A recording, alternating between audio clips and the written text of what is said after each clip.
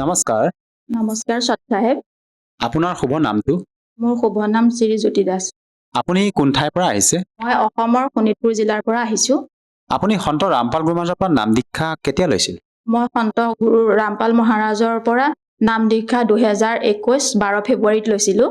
আপুনি সন্ত ৰামপাল গুৰুমহাৰাজৰ পৰা নাম দীক্ষা লোৱাৰ আগতে অন্য কিবা ভক্তি সাধনা কৰিছিলনে? হয়, মই ভক্তি সাধনা কৰিছিলোঁ। মই সোমবাৰ ব্ৰত মানিছিলোঁ আৰু বৃহস্পতিবাৰ ব্ৰত মানিছিলোঁ। আৰু সেই সাধনাবিলাক আপুনি কিমান বছৰ ধৰি কৰিছিল? যেতিয়া মই দেউতা মাৰ ঘৰৰ পৰা বিয়া হৈ গৈছিলোঁ হাজবেণ্ডৰ ঘৰলৈ, তেতিয়াৰ পৰাই মানি আছিলোঁ। মানি থাকোঁতেও মই একো লাভ পোৱা নাছিলোঁ। আপুনি যিহেতু আপোনাৰ সমাজত প্ৰচলিত পৰম্পৰাগত ভক্তি সাধনা আপুনি কৰি আছিলে, আপুনি ব্ৰত ৰাখিছিলে, ব্ৰত পালন কৰিছিলে, তথাপি আপুনি কোনো ধৰণৰ লাভ পোৱা নাছিলে, কিন্তু আপুনি সন্ত ৰামপাল গুৰুমহাৰাজৰ শৰণলৈ কেনেকৈ আহিল? হয়, মই সন্ত ৰামপাল মহাদেৱৰ গুৰু শৰণলৈ এইকাৰণেই আহিলোঁ। মই হাজবেণ্ডৰ ফালৰ পৰা বহুত অত্যাচাৰ কৰিলে হাজবেণ্ডে, মাৰধৰ কৰে। তাৰ পাছত মই ভাবোঁ যে ব্ৰহ্মা বিষ্ণু মহেশ্বৰ তিনিজন ভগৱান আছে, যিহেতু তেওঁলোকক মই ইমান ভক্তি সাধনা কৰোঁ, মই একো লাভ নাপাওঁ। মোৰ বিপদৰ উপৰি বিপদ, স্বামীয়ে অত্যাচাৰ কৰে, ঘৰত সৰু ল'ৰা আছে, ল'ৰাক লৈ পেলাই মই বাহিৰত ৰখি থাকিবলগীয়া হয়। সেইকাৰণে মই ভাবিছোঁ ব্ৰহ্মা বিষ্ণু মহেশ্বৰৰ ওপৰতকৈও এজন কিজনী আৰু বেলেগ পৰমাত্মা আছে, তেওঁক মই বিচাৰি ফুৰিছিলোঁ। বিচাৰি ফুৰি মই 2012 চনত মই ঘৰৰ পৰা ওলাই আহিলোঁ। ওলাই আহি মই বিস্কুট ফেক্টৰীত কাম কৰিবলৈ ল'লোঁ। কাম কৰিবলৈ লওঁতে তেতিয়া মোক ল'ৰাই আমুল কোম্পেনীত ল'ৰাই কাম কৰিছিলে। তেতিয়া সন্ত গুৰু মহাৰাজ দেৱৰ শিষ্যবিলাকে জ্ঞান গংগা পুথি বিতৰণ কৰি আছিলে। তেতিয়া এখন জ্ঞান গংগা পুথি ঘৰলৈ লৈ আহিলে। সেই পুথিখন ল'ৰাই নপঢ়িলে, আহি টেবুলত থৈ দিলে। মই ফেক্টৰীৰ পৰা যেতিয়া কাম কৰি সন্ধিয়া ঘৰলৈ উলটো, তেতিয়া সেই পুথিখন মোৰ চকুত পৰিলে। পৰি মই সেই পুথিখন পঢ়িলোঁ। পঢ়ি পেলাই মই এবাৰ নহয় দুবাৰ পঢ়ি মই ইমান কান্দিলোঁ। কান্দি পেলাই তেতিয়া মই বুজি পাইছোঁ যে প্ৰকৃততে ভগৱান কোন, পৰমাত্মা কোন, তেওঁক মই বুজি পালোঁ। বুজি পাই তেওঁক মই কেনেকৈ তেওঁৰ চৰণলৈ যাম, কি কৰিম কি নকৰিম ভাবি মই সদায় ৰাতি কান্দি থাকোঁ। কান্দি কান্দি কি ক'ম কি নক'ম বুলি ভাবি ভাবি থাকোঁতে মোৰ ধাৰো বহুত হৈ গৈছিলে। ফেক্টৰীত কাম কৰি মই ঘণ্টাত মই 20 টকা এনেকৈ পেলাই ঘণ্টাত কাম কৰোঁ, কৰি পেলাই কেইটকা পইচা পাওঁ, সেইকেইটা পইচাই মই ল'ৰাক উলিয়াই আনিলোঁ। ল'ৰাৰ সৈতে ঘৰ চলোঁ, খাওঁ কৰোঁ, কিন্তু নোজোৰে। ধাৰৰ উপৰি ধাৰ হৈ গৈছিলে, মোৰ 1 লাখ মান ধাৰ হৈ গৈছিলে। তাৰ পাছত মই দিনে ৰাতিয়ে মই পৰমাত্মাক মাতি থাকোঁ, হে পৰমাত্মা মোক উদ্ধাৰ কৰা, মোক এটা ভাল কৰ্ম সংস্থাপন দিয়া। তেতিয়াই মোক পৰমাত্মাই কি কৰিলে, মোক আমাৰ তাতে আৰ্মি হস্পিটাল এখন আছিলে, আৰ্মি হস্পিটাল এখনৰ কৰ্ণেল এজনী এটা ফোন নম্বৰ পালোঁ। তেওঁৰ লগত হেল্প হিচাপত থাকিব লাগে। তেতিয়া মই তেওঁৰ ফোন নাম্বাৰলৈ কণ্টেক্ট কৰিলোঁ। কৰি পেলাই মই তেওঁক মাতি পেলাই তেওঁৰ লগত মই মহাৰাষ্ট্ৰ গুচি গ'লোঁ। বাহিৰত গৈ পেলাই তেওঁৰ লগত থাকিলোঁ। মই তেওঁৰ লগত থাকি পেলাই পইচা পাতি লৈ পেলাই মই গোটেই ধাৰখিনি মই শেষ কৰিলোঁ। আপুনি নাম দীক্ষাৰ পিছত কোন ঠাইত ল'লে, কোন আশ্ৰমত গৈ নাম দীক্ষা ল'লে? মই আমাৰ কৰ্ণেল ডক্টৰণীৰ লগত মই মহাৰাষ্ট্ৰলৈ গুচি গ'লোঁ। গৈ পেলাই তাৰ পৰা মই জ্ঞান গংগা পুথিত যিহেতু নম্বৰ দিয়া থাকে, সেই নম্বৰত মই ফোন কৰিলোঁ। ফোন কৰোঁতে দিল্লীত ধৰিলে। দিল্লীত ধৰি পেলাই মোক কৈছে আপুনি কোনখন জিলাৰ? তেতিয়া মই কৈছোঁ নহয়, মই এতিয়া মহাৰাষ্ট্ৰত আছোঁ, কিন্তু মই অসমৰ।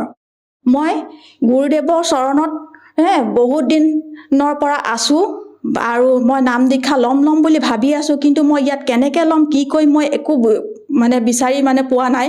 গতিকে মই জ্ঞান গংগা পুথিখন দুবাৰ পঢ়িলোঁ। পঢ়ি পেলাই মই তেওঁৰ চৰণত যাম বুলি মই ভাবি আছোঁ, কেনেকৈ মই নাম দীক্ষা ল'ম কি কৰিম। তেতিয়া মোক দিল্লীৰ পৰা এজন মানুহে শিষ্য এজনে কৈ দিলে, গুৰু মহাৰাজৰ ক'লে যে আপোনাৰ তেজপুৰ এৰিয়াৰ ওচৰত কোনটো নামদান কেন্দ্ৰ আছে ওচৰত। তেতিয়া মই ক'লোঁ নহয়, বিশ্বনাথ চাৰিআলি হেলেনত আছে। তেতিয়া সেই হেলেনৰ ফোন নাম্বাৰ দিলে। ফোন নাম্বাৰ দিওঁতে মই 2021 12 ফেব্ৰুৱাৰীত গৈ মই নাম দীক্ষা ল'লোঁ। আপুনি যিহেতু ব্যক্ত কৰিছে যে আপুনি পৰমাত্মাক সন্ধান কৰি আছিলে, আপুনি পূৰ্বতে যি ব্ৰহ্মা বিষ্ণু মহেশ্বৰক ভক্তি সাধনা কৰি আছিলে, তাৰ দ্বাৰা আপোনাৰ কোনো ধৰণৰ লাভ হোৱা নাছিলে, আপুনি আৰ্থিকভাৱে বিভিন্ন সমস্যাত ভুগিছিলে। তাৰপিছত সন্ত ৰামপাল গুৰুমহাৰাজৰ শৰণলৈ অহাৰ পিছতে আপুনি সেই সমস্যাবিলাকৰ পৰা বৰ্তমান পৰিত্ৰাণ পাইছে, এইটো আচলতে কেনেকৈ সম্ভৱ? এজন সন্তৰ পৰা নাম দীক্ষা লোৱাৰ পিছতে আপুনি এনেধৰণৰ লাভ পাইছে।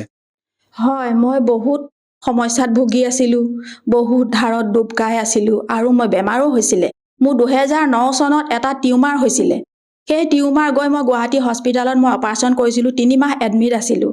এডমিট থকাৰ পাছত ডক্টৰে মোৰ এটা কিডনী মোৰ পূৰা ডেম বুলি ক'লে, এটা কিডনী বেয়া হৈ গ'ল আৰু এটা কিডনীৰ ওপৰত বৰ্তমান মই চলি আছোঁ। আৰু তাৰ পাছতো মোৰ সেই কিডনীটো মানে ক্ৰিটিনাইন মোৰ আপ ডাউন হৈ থাকে। কিন্তু মোৰ গুৰু ৰামপাল গুৰু মহাৰাজৰ চৰণত অহাৰ পৰা এতিয়া মই সেই সমস্যাটো মানে ভাল পাইছোঁ, ক্ৰিটিনাইনটো আপ ডাউন কৰাটো ভাল পাইছোঁ। আৰু মই অলপ দিন আগলৈকে ঔষধ খাই আছিলোঁ, বৰ্তমান মই ঔষধ এৰি দিছোঁ। আৰু মোৰ ধাৰ 1 লাখমান টকা বৰ্তমান মোৰ ধাৰ হৈ গৈছিলে, সেই ধাৰখিনিও মই পৰিশোধ কৰিছোঁ। আপোনালোকৰ সন্ত ৰামপাল গুৰুমাজে এনেকুৱা কি ভক্তি বিধি মন্ত্ৰ প্ৰদান কৰে যাৰ বাবে নেকি আপুনি এনেধৰণৰ লাভ পাবলৈ সক্ষম হৈছে?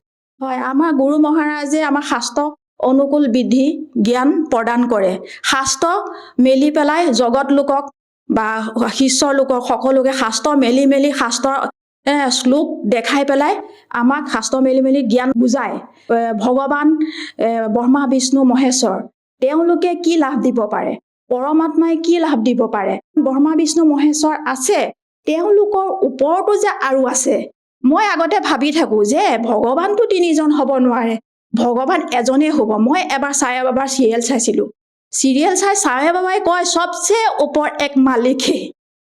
সেই কথাটো মোৰ যেতিয়া মনত আহে তেতিয়া মই মানে পৰমাত্মাক বিচাৰি আছিলোঁ যে পৰমাত্মা ক'ত আছে, কেনেকুৱা হয়, পৰমাত্মা এজনেই থাকে। নহয়, জগত লোকে কয় নহয় পৰমাত্মা নিৰাকাৰ, কিন্তু পৰমাত্মা নিৰাকাৰ নহয়। মই যেতিয়া জ্ঞান গংগা পুথি পঢ়ি বুজি পালোঁ যে ব্ৰহ্মা বিষ্ণু মহেশ্বৰ মাক দেউতাক আছে, তেওঁলোকে ক'ৰ পৰা জন্ম হ'ল, কি হ'ল, এইখিনি গোটেইখিনি বুজি পালোঁ যিহেতু গতিকে মই শ্ৰী সন্ত ৰামপাল গুৰু মহাৰাজৰ চৰণত আহিলোঁ।